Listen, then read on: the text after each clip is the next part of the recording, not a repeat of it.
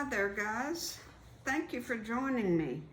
Today's video is back to the little paper piecing quilt. It's been 3 weeks since I got back to it. So I finished the top, and I want to show you how darling it is. Isn't it cute?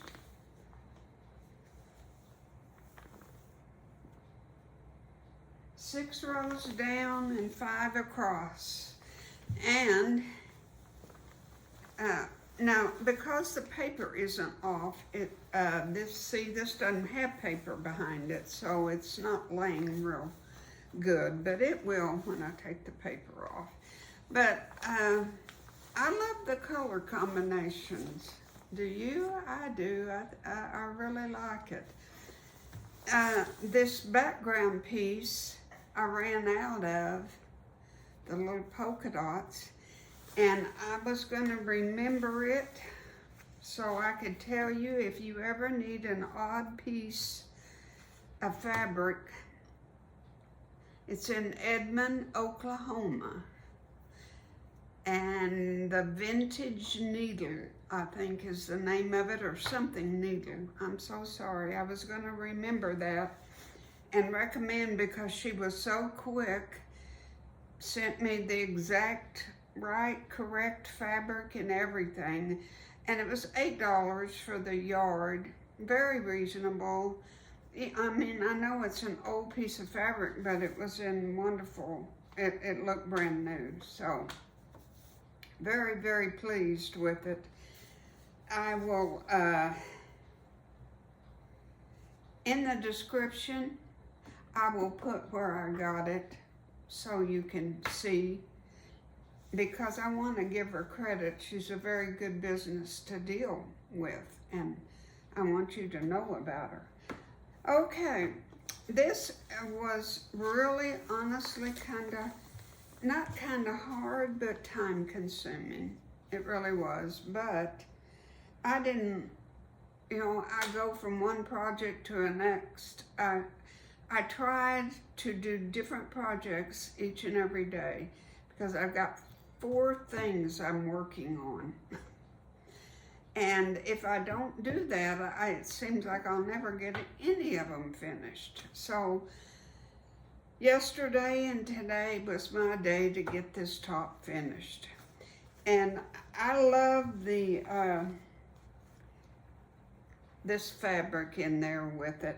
It's not exactly this blue, but I really like the combination, I guess you could say, of oranges or corals. It's got pink and corals and some yellow, but I really like the combinations of it all. Now, the top's not really finished because it has a border. Now this is what theirs looks like. And you see this border is called, it's an optional or a different way of doing, kind of like piano keys. And because it's lopsided and different different way of doing it. And that's what I do. Now, I do not have, I've got bits and pieces of all of this left. So I'm not going to have, it's always a good idea to have some of this in your border. But I'm not going to be able to.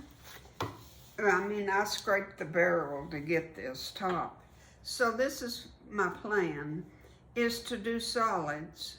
Because I have so many background, everything is a pattern.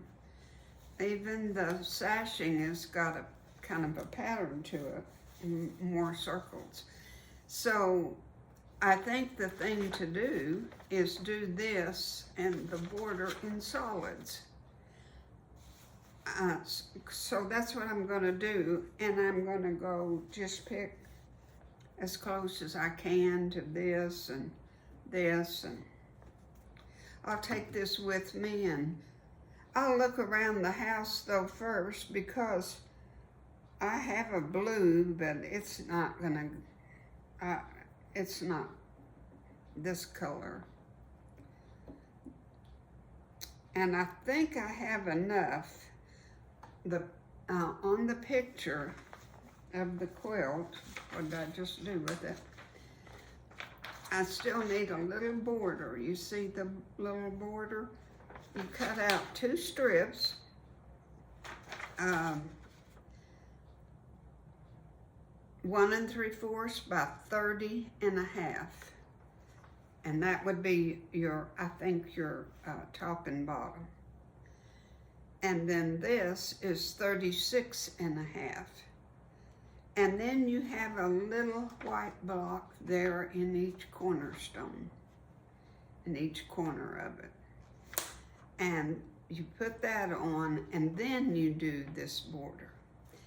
And you sew, I think it's 6, 1, 2, 3, yeah, 6 at a time. And you paper piece it, and so you can get that funny looking angles. And I think that's really the thing to do. And see, I could even do, draw out, like on this color up here, I could draw out the yellow, I could draw out the blue, the turquoise. I could even, there's a tad of purple. I could even do that.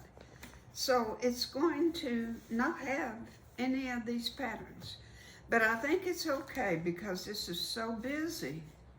I think that solid border colors, I don't mean solid all the way down, but solid piano keys in different, I think I'll get 6 different colors and just alternate them, mix them up. I might do a few more, who knows.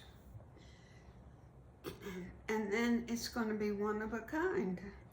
And that's what I like to do, is make one of a kind. Nobody else is going to have a quilt like this unless you make one like it. So I hope you'll try it. Now, I wanted to kind of show you about taking off your papers.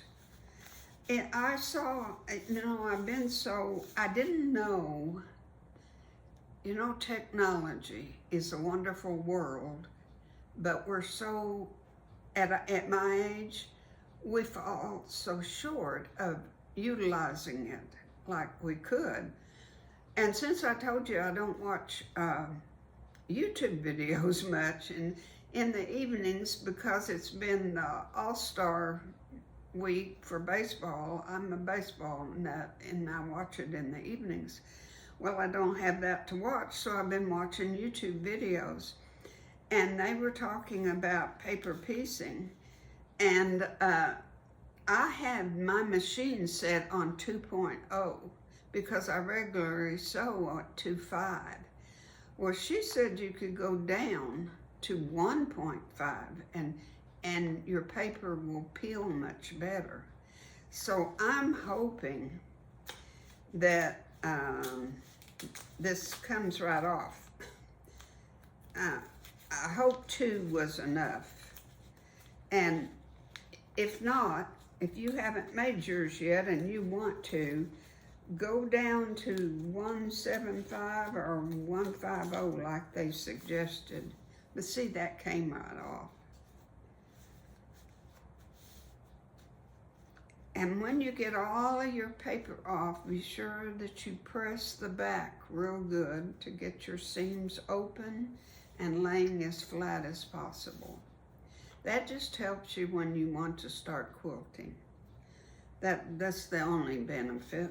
And I mean, just helps you when you start quilting. Now, what am I gonna do to quilt? This is so busy. I'm kind of not thinking what I'm gonna do. Put your nail down up against that, and then you can get started going. Just put your nail down on that paper and then pull with your other hand. But this is gonna be a piece of cake. It's gonna come off real nice. Just don't tug and pull and mess up your stitches.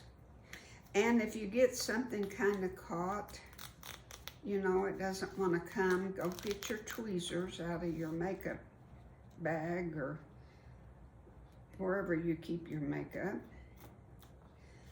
and go get a pair of tweezers and just kind of tug a little bit at a time, because you got to be careful with these stitches. All right, that's I just wanted to catch you up on this. I really hope you'll make it. It was a challenge, but challenges make us grow, and challenges brings out knowledge we didn't know we had, and it helps us to learn something new. Alrighty, now after I get all the piano keys on it, I'll show it to you and in another video, and by then I'll have decided how I'm going to quilt it. I'm really kind of thinking about going to my library here in town, downtown. It's a long ways over there though. They have a long arm and you can use it, no charge, and you do have to book it ahead. But the only thing that I could do on it, though they have some templates, but they also just let you swirl. You can swirl on it pretty good, you know, just go around. I'm thinking about taking it there, but then again, I probably will do something else. I have a dear friend in my sewing club that quilted a quilt on her machine.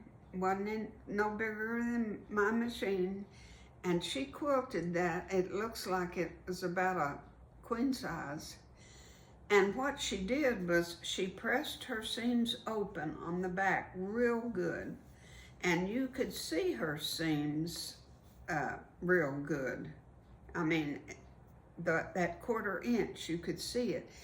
And she did a straight line on each side of that 1/4 inch in a variegated thread, and it was absolutely beautiful. So I might be leaning that way. Endless possibilities. Okay, that's it. I hope you'll come back. I'm progressing on my wool applique. I do that in the evenings. I've got a quilt that I'm hand quilting for a lady that it's shameful how long I've had that quilt. And I'm making plate chargers for my sister-in-law's Christmas table at her church, and those have to be ready by, I like to get them mailed to her by the 1st of November. So my, oh my, don't take on any more projects. It gets to weighing on you. I mean, if you're like me, I like finished projects. So, okay, God bless you. Thank you for watching Nickel and Dime Decor, and if you want to subscribe, you will get a notification every time I do a video, which is once a week. And if you like my videos, I sure wish you'd recommend me to somebody else, one of your friends. Tell them about me. I'd appreciate it. I'm coming up on my 4th year on YouTube. So, all right, guys, I love you all. Have a wonderful day. Bye.